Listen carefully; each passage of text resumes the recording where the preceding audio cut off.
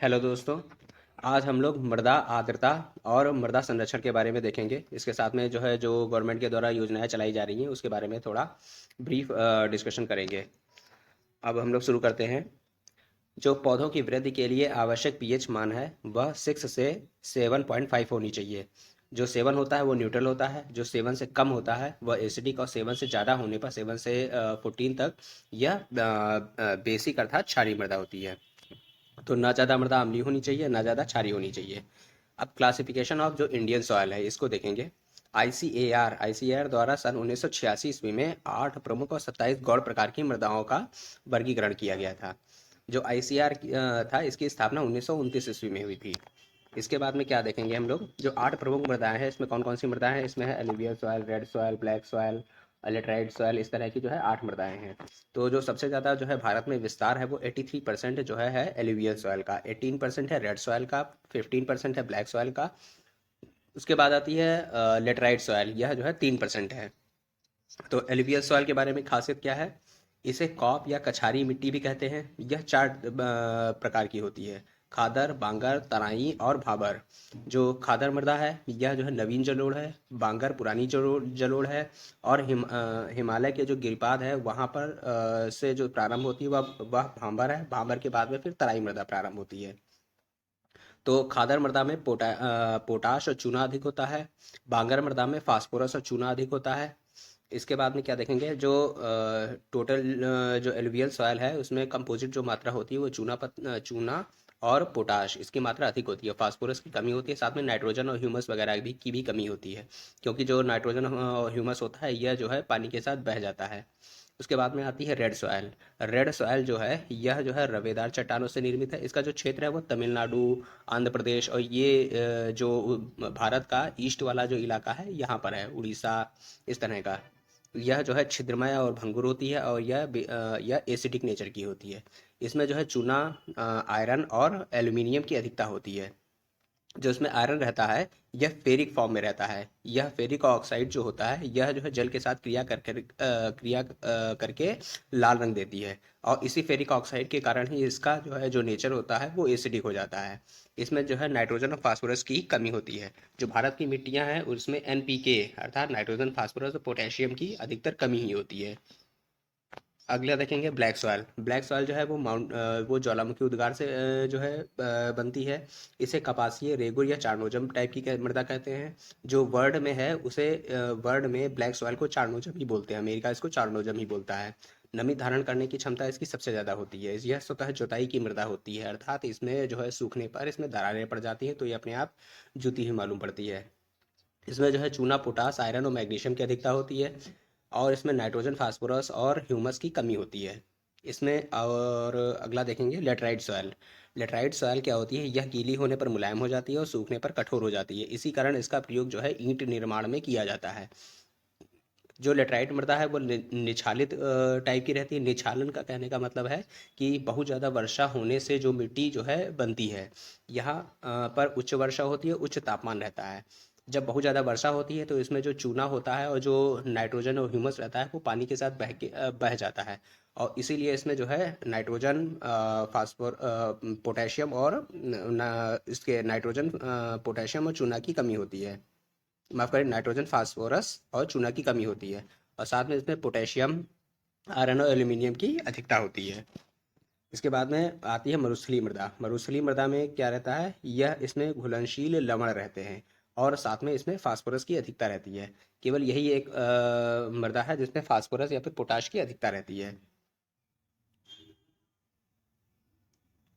और उसके बाद में आता है हिली सॉयल। हिली सॉयल में क्या रहता है, हिली सॉयल को फॉरेस्टी सॉयल भी कहते हैं या फिर माउंटेनियस सॉयल भी कहते हैं। यह नवीन होती है, अविकसित होती है। यह एसिडिक नेचर की होती है। इसमें ह्यूमस वगैरह, ह्यूमस नाइट्रोजन अधिक मात्रा में रहता है, लेकिन इसमें जो है पोटेशियम और फास्फोरस इसकी कमी रहती है। उसके बाद में आता है मार्शी या फिर पीट मृदा। मार्शी या पीट मृदा जो होती है जहाँ पर वाटर लॉगिंग होती है, अर्थात पानी जहाँ पर भर जाता है, जल भराव होता है, वहाँ पर यह मृदा पाई जाती है। पानी जल भराव के कारण यह मृदा काली होती है, भारी होती है और एसिडिक होती है। उसके बाद में क्या आता है, इसमें जो है फेरस के कारण इसका रंग नीला हो जाता है। और 40 से 50% परसेंट तक इसमें कार्बनिक पदार्थ होते हैं। इसमें जो है पोटेशियम और फास्फोरस दोनों की कमी होती है। उसके बाद में आता है सलाइन या फिर एल्गिली सॉयल। सलाइन या एल्गिली सॉयल जो होती है, अर्थात जो क्षारीय मृदा और लवणीय मृदा होती है, इसमें जो है इसको जो है रेह, कल्लर, ऊसर, राथड़, थूर, चोपन, ये सब कहते हैं। इसमें जो है क्या होता है, कैपिलरी एक्शन के कारण जो सोडियम, पोटेशियम और मैग्नीशियम के जो सल्फेट और कार्बोनेट लवण है, वो जो है कैपिलरी एक्शन के कारण ऊपर सतह पर आ जाते हैं और मिट्टी को अनउर्वर बना देते हैं। उसके बाद में हम लोग क्या देखेंगे, जो एसिडिक, ये यहाँ पर बात हुई ना कि जो है पीट मृदा एसिडिक है, रेड सॉयल एसिडिक है, तो इसमें एसिडिक कौन कौन सी मृदाएं होती है, एक तो रेड सॉयल, एक हिली सॉयल और एक पीट सॉयल, अर्थात लाल मृदा, पर्वतीय मृदा और जो पीट मृदा है, यह एसिडिक नेचर की होती है। एसिडिक कहने का मतलब क्या है, इसमें H+ आयन की सांद्रता अधिक होती है और इसको सुधारने के लिए जो है इसमें चूना और डोलोमाइट का प्रयोग किया जाता है और साथ में पोटेशियम वाले उर्वरक डाले जाते हैं। जो एल्कलाइन सॉइल होती है, अर्थात जो क्षारीय मृदा होती है, इसमें जो है सोडियम और पोटेशियम के जो निगेटिव आयंस होते हैं, अर्थात ऋणात्मक आयन, वो अधिक होते हैं। इसमें सुधारक के रूप में जिप्सम और पायराइट का प्रयोग किया जाता है। अब उसके बाद देखेंगे, ये तो हो गई आईसीआर के द्वारा जो है मृदा का विभाजन। इसके अलावा जो अमेरिका है, अमेरिका के कृषि विभाग द्वारा मृदा को जो है 11 ऑर्डर्स में डिवाइड किया गया है। 11 ऑर्डर्स कौन कौन से हैं, उसमें हम लोग देखेंगे। जो इंसेप्टिसॉल है, इंसेप्टिसॉल भारत में बांगर कहा जाता है। एंडीसॉल को खादर या रेगिस्तानी मृदा कहते हैं। अल्फीसॉल को लाल मृदा या लेटराइट मृदा कहते हैं। उसके बाद में आता है वर्टिसॉल। वर्टिसॉल को काली मृदा कहते हैं। इसमें मॉन्ट मोरिलो नाइट क्ले यह जो है पाया जाता है। फिर उसके बाद में आता है अल्टीसॉल। अल्टीसॉल को पीट मृदा कहते हैं। यह नम और उष्ण प्रकार की होती है। इसके बाद में आता है मोलिसॉल। मोलिसॉल जो है प्रेरी, चेस्टनट, चारनोजम टाइप की होती है। तराई क्षेत्र में होती है, बड़ी बड़ी घास यहाँ पर पैदा होती हैं। फिर में आता है हिस्टोसॉल।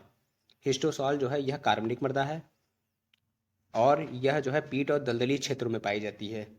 फिर आता है एंडीसॉल। एंडीसॉल जो है यह ज्वालामुखी प्रकार की मृदा है। इसके अलावा टेरा रोजा नाम की मृदा होती है। यह जो है कर्नाटक के कुछ क्षेत्रों में पाई जाती है। यहाँ पर कॉफ़ी की कृषि की जाती है। इसके बाद में आता है सॉइल वाटर। सॉइल वाटर या फिर इसको सॉइल मॉइस्चर भी बोलते हैं। तो सॉइल में 3 प्रकार का मॉइस्चर रहता है। एक रहता है हाइग्रोस्कोपिक वाटर, एक कैपिलरी वाटर और एक ग्रेविटेशनल वाटर। जो हाइग्रोस्कोपिक वाटर रहता है, यह मृदा के कोलाइडी कणों की सतह पर जमा रहता है। कोलाइडी कण जो है मृदा के जल के साथ में क्रिया करके एक जो है मजबूत बॉन्ड बनाते हैं, जिससे जो पेड़ की जड़ें होती हैं उसको जो है यूज नहीं कर पाती हैं। इसके बाद में आता है कैपिलरी वाटर। जो मृदा है, मृदा में 0.33 से जो 31 एटीएम अर्थात एटमॉस्फेरिक टेम्परेचर एंड प्रेशर पर जो है जल उपस्थित रहता है, वह कैपिलरी एक्शन के कारण जो है मृदा में उपस्थित जो पौधे की जड़ें होती हैं, ये इसको जो है सोख लेती हैं। तो केवल यही वाला पानी जो है इसके काम आता है, कैपिलरी वाटर।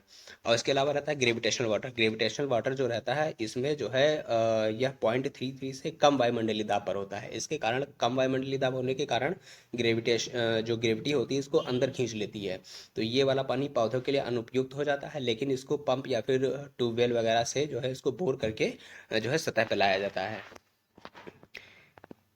जो केंद्रीय मृदा संरक्षण बोर्ड है, इसकी स्थापना सन 1953 में हुई थी। अब इसके बाद हम लोग देखेंगे कि सॉइल रिलेटेड प्रॉब्लम्स कौन कौन सी हैं। सॉइल रिलेटेड प्रॉब्लम्स जो है soil erosion, soil depletion, desertification, water logging और एल्कलाइन।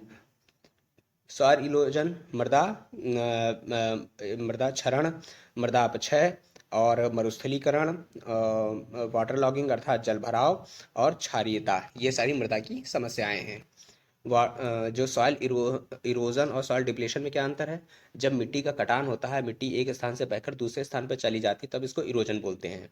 और जब मिट्टी के जो पोषक तत्व होते हैं वो धीरे धीरे जो है कम होने लगते हैं या फिर गिरने लगते हैं, तब इसको सॉइल डिप्लेशन बोलते हैं। सॉइल डिप्लेशन जो अधिक ज़्यादा उर्वरक हैं उसके कारण क्या होता है, मृदा इरोजन होता है या डिप्लेशन होता है, तो उसके कारण मृदा डिप्लेशन होगा। जो सॉइल इरोजन जो सर्वाधिक प्रभावित राज्य है वह राजस्थान है, जम्मू कश्मीर है, गुजरात है। दो टाइप का सॉइल इरोजन होता है, एक तो वाटर के द्वारा, एक दूसरा विंड के द्वारा। वाटर के द्वारा जो इरोजन होता है तो सबसे पहले तो आता है जो बहुत ज़्यादा पानी बरसेगा या फिर जो है नदियाँ कटान करेंगी तो सबसे पहले तो जो है रील इरोजन होगा। रील में छोटी छोटी सरिताएं बन जाएंगी, उसके बाद में फिर गली इरोजन होगा, गली में सरिताएं बड़ी हो जाएंगी, गली के बाद में फिर शीट इरोजन होगा, अर्थात पूरी परत जो है बह जाएगी। और इसके अलावा कौन कौन से हैं, इसके अलावा पेडेस्ट्रियल, फिर स्प्लेश स्प्लेश इरोजन, फिर शीट इरोजन को किसानों की मौत कहते हैं। इसके बाद में आता है परसेंटेज वाइज जो है सर्वाधिक बंजर भूमि कहाँ है, जम्मू कश्मीर में। और एरिया वाइज सबसे ज़्यादा जो है बंजर भूमि कहाँ है, राजस्थान में। और सबसे कम बंजर भूमि कहाँ है, सबसे कम बंजर भूमि है गोवा में। अब सॉइल कंजर्वेशन अर्थात मृदा संरक्षण से संबंधित योजनाएं हम लोग देखेंगे। जो केंद्रीय मरुभूमि या फिर शुष्क भूमि अनुसंधान संस्थान है, यह जोधपुर में स्थित है।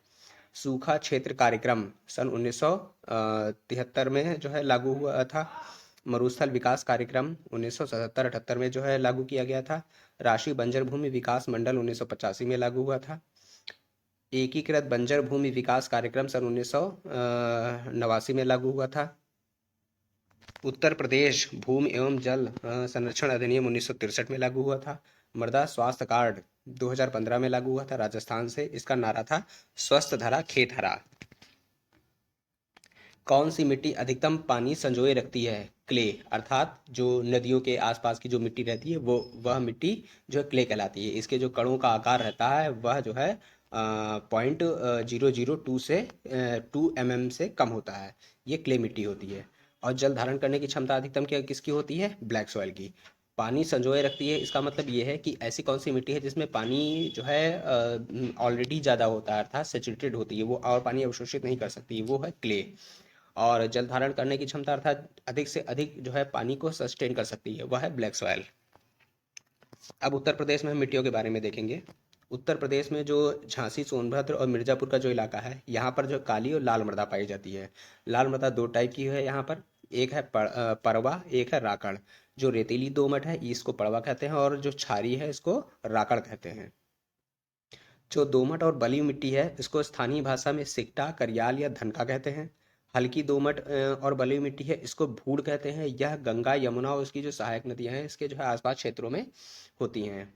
बुंदेलखंडीय मृदा, जो बुंदेलखंडीय मृदा है इसको स्थानीय भाषा में भोंटा, माड़, मांट, पड़वा, ये राकड़ कहते हैं। जो भोंटा मृदा है यह जो है विंध्य पर्वत के क्षेत्रों में पाई जाती है।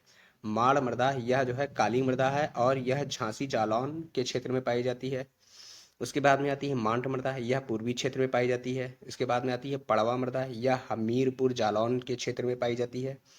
उसके बाद में आती है राकड़, राकड़ जो है दक्षिण पर्वतीय जो पठारी ढाल हैं वहाँ पर पाई जाती है। और इसी के साथ में जो लाल मृदा है यह जो है मिर्ज़ापुर और सोनभद्र के इलाके में पाई जाती है। उसके बाद में आता है ऊसर और रेह मृदा। यह जो मृदा है यह क्षारीय प्रवृत्ति की होती है। यह लखनऊ, मैनपुरी, कानपुर, सीतापुर, अलीगढ़ इस वाले इलाके में पाई जाती है। और ये हो गया वेस्ट का। अब उसके बाद में आ जाएंगे हम लोग ईस्ट में। ईस्ट में जो है बंजर भूमि को बंजर भूमि जिसे स्थानीय भाषा में भाट कहते हैं, भाट कहते हैं। यह जो है मृदा जो है यह गोरखपुर, बस्ती, महाराजगंज, गोंडा क्षेत्र में पाई जाती है। उसके बाद में आता है ढूर, जो बाढ़ग्रस्त इलाके होते हैं वहाँ पर जो है यह मृदा पाई जाती है। इसमें जो है जो मिट्टी होती है वो काफ़ी ज़्यादा जो है इसका कटान हो चुका होता है, केवल छोटे छोटे टीले जगह जगह पर बने रहते हैं, इसी को ढूर कहते हैं। तो यह जो है मृदा का कंप्लीट वीडियो था। अगर जो आपको वीडियो पसंद आया हो चैनल को सब्सक्राइब करिए, लाइक करिए। Thank you.